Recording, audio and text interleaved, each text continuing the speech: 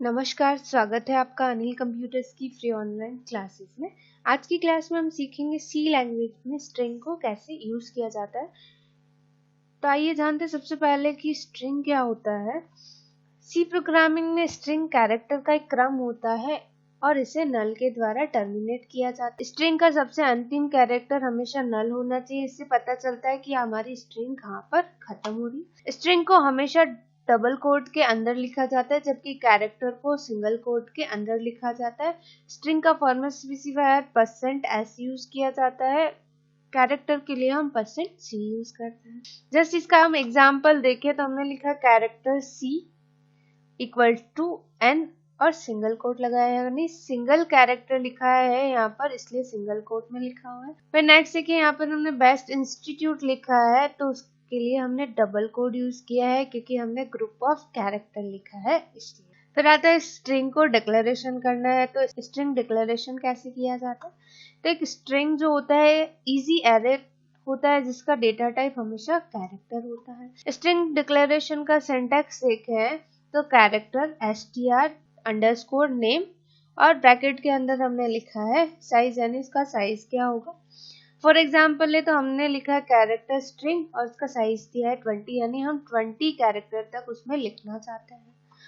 फिर आता है %s। %s हमारा एक स्पेशल फॉर्मेट स्पेसिफायर होता है। इसका यूज स्ट्रिंग को प्रिंट या स्कैन करने के लिए किया जाता है। नॉर्मली हम लोग इंटीजर के लिए, फ्लोट के लिए, कैरेक्टर के लिए जो फॉर्मेट स्पेसिफायर यूज करते हैं, इंटीजर के लिए %d यूज करते हैं, कैरेक्टर के लिए %c यूज करते हैं, फ्लोट के लिए %f यूज करते हैं, वैसे ही हम स्ट्रिंग के लिए %s यूज करते हैं।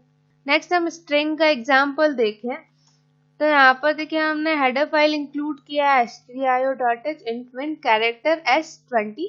एंटर योर नेम, हमने नेम को पुटअप कराया। स्कैन कराने के लिए %s, लिखा है। %s हमारा फॉर्मेट स्पेसिफायर है, s यानी हमने जो वेरिएबल ऊपर डिफाइन किया है वो है। दूसरा, नॉर्मल जब हम प्रोग्राम बनाते हैं तो वहां पर हम %d, एड्रेस ऑफ s का आइकन यूज करते हैं, यानी एंड का सिंबल यूज करते हैं। लेकिन अगर आप %s फॉर्मेट स्पेसिफायर यूज करते हैं तो हमें एंड का यानी एड्रेस ऑपरेटर का यूज करने की जरूरत नहीं रहती है। फिर हमने वापस किया printf your name %s, s, यानी यहाँ पर जो हम नेम पुट करने वाले हैं वो हमें यहाँ पर प्रिंट हो जाएगा। तो सबसे पहले तो पूछेगा एंटर योर नेम, तो हमने एंटर योर नेम करेगा गौरव, तो वो हमें प्रिंट कर देगा योर नेम गौरव। लेकिन अगर हम सेकंड आउटपुट में की बात करें तो यहाँ पर हमने लिखा है गौरव शर्मा, तो वो हमें प्रिंट क्या करेगा, सिर्फ गौरव ही प्रिंट करेगा, क्योंकि स्ट्रिंग के अंदर स्पेस के बाद वाली जो कैरेक्टर है वो उसको रीड नहीं कर पाता। तो उसके लिए हम यहाँ पर यूज करते हैं गेट्स एंड पुट्स फंक्शन। सबसे पहले हम देखते हैं गेट्स फंक्शन। तो गेट्स फंक्शन का यूज करके हम वो स्ट्रिंग भी प्रिंट कर सकते हैं जिसपे स्पेस इंक्लूड होता है और इसमें कोई भी फॉर्मेट स्पेसिफायर यूज करने की जरूरत नहीं रहती है। नेक्स्ट फंक्शन आता है हमारा पुट्स। पुट्स फंक्शन का यूज करके हम किसी भी स्ट्रिंग को प्रिंट कर सकते हैं। फिर आता है इसका एग्जाम्पल। तो गेट्स एंड पुट्स का एग्जाम्पल अगर हम देखें तो यहाँ पर हमने printf किया एंटर योर नेम, गेट्स में s लिखा है, ना कोई फॉर्मल स्पेसिफायर यूज किया है, ना कोई एड्रेस ऑपरेटर यूज किया है। printf योर नेम और पुट्स में s को प्रिंट कर दिया, तो इसका आउटपुट होगा जो हम सबसे पहले तो पूछेगा एंटर योर नेम, तो गौरव शर्मा, फिर वो हमें प्रिंट करेगा गौरव शर्मा। तो गेट्स एंड पुट्स फंक्शन से अगर हमारी ऐसी कोई स्ट्रिंग है जिसमें स्पेस भी इंक्लूड है तो आप उसे भी प्रिंट कर सकते हो। सी प्रोग्रामिंग के अंदर स्ट्रिंग के कुछ लाइब्रेरी फंक्शंस भी होते हैं जिन्हें यूज करके हम आसानी से अपना प्रोग्राम बना सकते हैं, आसानी से कोड कर सकते हैं। सी प्रोग्राम में स्ट्रिंग इनपुट और आउटपुट के अलावा स्ट्रिंग के साथ और भी ऑपरेशंस परफॉर्म कर सकते हैं।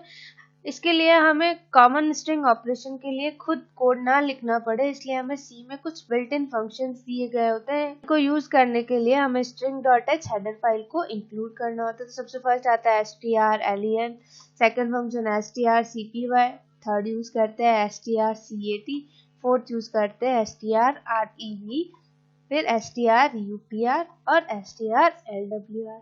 अब सबसे फर्स्ट हम देखते हैं str_len फंक्शन। इस फंक्शन का यूज करके हम किसी भी स्ट्रिंग की लेंथ काउंट कर सकते हैं, यानी हम जो भी स्ट्रिंग एंटर करवाने वाले हैं हम चाहते हैं कि उसकी लेंथ काउंट करके फिर बताए, तो वहां पर हम str_len फंक्शन को यूज कर सकते हैं। जिसका एग्जांपल है, हमने यहाँ पर हेडर फाइल इंक्लूड किया, दोनों stdio और स्ट्रिंग भी ऐड किया है, क्योंकि हम स्ट्रिंग का लाइब्रेरी फंक्शन यूज करने वाले हैं। तो इस लाइब्रेरी फंक्शन को यूज करने के लिए string.h हेडर फाइल इंक्लूड करना है। फिर int len character s1 10 is equal to, हमने यहाँ पर नेम डायरेक्टली दे दिया, अगर आप चाहे तो यूजर से जब रन टाइम पे पुट करवाना चाहे तो भी करवा सकते हैं। फिर लिया len इक्वल टू str_len और s1। फिर हमने printf करा है string length is equal to %d comma length, तो इसका आउटपुट आ जाएगा 7, string length is equal to 7। Second function हम देखें तो strcpy, इस फंक्शन का यूज करके हम किसी भी स्ट्रिंग को दूसरी स्ट्रिंग में कॉपी कर सकते हैं। इसका भी एग्जांपल है, हमने दो स्ट्रिंग डिक्लेयर किए, दो वेरिएबल बनाया है, कैरेक्टर s1 और कैरेक्टर s2। फिर enter the value of s1 कर रहा है, हम एक वैल्यू को पुटअप कराना चाहते हैं और दूसरे में उसको कॉपी करना चाहते हैं। फिर लिया हमने strcpy s2 s1, यानी टारगेट स्ट्रिंग सोर्स स्ट्रिंग। तो टारगेट हमारा s2 है और सोर्स क्या है, s1 से s2 में कॉपी करना है।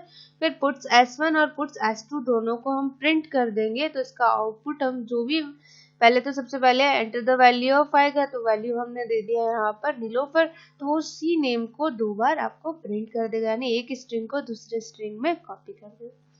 थर्ड फंक्शन आता है strcat, इस फंक्शन का यूज करके एक स्ट्रिंग के शुरू के कैरेक्टर को दूसरी स्ट्रिंग के पीछे जोड़ सकते हैं। जैसे हमें एक स्ट्रिंग में राम एंटर करा है, एक स्ट्रिंग में कुमार एंटर करा है, अब हम चाहते हैं दोनों एक साथ लिखा हुआ है, तो राम कुमार हमारा आउटपुट आना चाहिए। तो उसका जनरल कोड होगा हमारा s1 और s2, दोनों वैल्यू हमने पुटअप कराई। इसका जनरल सिंटैक्स होता है हमारा strcat s1 s2, यानी फर्स्ट स्ट्रिंग सेकंड स्ट्रिंग, और पुट्स s1 कर देंगे क्योंकि फर्स्ट वाली स्ट्रिंग के अंदर ही ऐड करना है। तो सबसे पहले तो पूछेगा enter the value of s1, तो हमने ले लिया नीलोफर। फिर वो पूछेगा enter the value of s2, तो हमने ले लिया पठान, तो वो आपको ऐड करके आंसर देगा नीलोफर पठान। अगर आप कोई मैसेज भी लिखना चाहे तो फिर आप printf करके उसका कोई मैसेज लिख के फिर s1 भी यूज कर सकते हैं। थर्ड फंक्शन आता है हमारा strrev, इस फंक्शन का यूज करके हम स्ट्रिंग को रिवर्स में प्रिंट कर सकते हैं। इसका जनरल कोड होता है कैरेक्टर s1 10 नीलोफर, फिर printf string reverse is equal to %s और strrev bracket open s1 bracket close, then bracket close करके टर्मिनेट कर देंगे, तो इस नीलोफर नेम को रिवर्स करके फिर आपको प्रिंट करेंगे।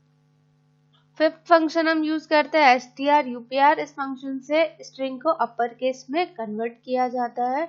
इसका जनरल कोड होता है हमारा, हमने यहाँ पर s1 10 कर दिया, अगर आप चाहें कि ये वैल्यू यहाँ पुटअप नहीं करनी तो आप एंटर भी कर सकते हैं, तो printf करके enter the value of string करें, फिर उसको स्कैन करा दे s1 को, और फिर हम printf string upper case is equal to %s strupr bracket open s1 bracket close कर देंगे, तो आपको इसी नेम को अपर केस में कन्वर्ट करके फिर आंसर देगा। फिर आता है हमारा strlwr, इस फंक्शन से हम स्ट्रिंग को लोअर केस में कन्वर्ट कर सकते हैं। इसका जनरल कोड होता है, हमने यहाँ पर कैरेक्टर s1 में नीलोफर लिखा, वो कैपिटल में लिखा, printf string lower case is equal to %s strlwr bracket open s1 bracket close कर दिया, तो इस स्ट्रिंग को आपको लोअर केस में कन्वर्ट करके फिर हमें आंसर देता है, यानी आउटपुट देगा। तो कुछ लाइब्रेरी फंक्शंस है जो हम सी में यूज करके स्ट्रिंग को इजीली यूज कर सकते हैं। Okay, thank you.